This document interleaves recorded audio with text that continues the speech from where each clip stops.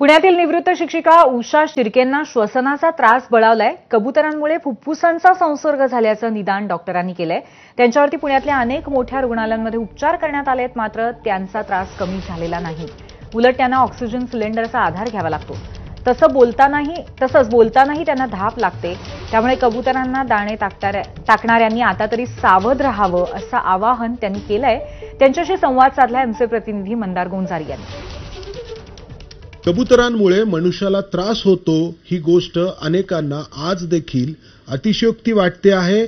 कबुतरांचा हा त्रास मान्य करायला अनेक जण अजूनही तयार नाहीत। अशांसाठी उषा शिर्के यांचं उदाहरण समोर आहे। ते याच खिडकीतून येत असतील पारव्या आतमध्ये। दोन्ही प्रत्येक खोलीच्या ह्याच्यात असतात, बसलेले असतात त्या बसायच्या पूर्वी।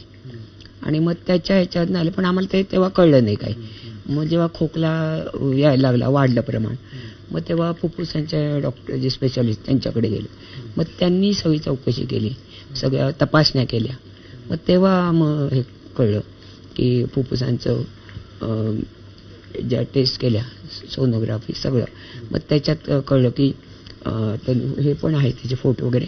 तर त्याच्यात फुफ्फुसाचं म्हणजे खूपच हे डॅमेज झालेलं आहे, फायब्रोसिस झालेले। लंग फायब्रोसिस त्यांना झालेला आहे।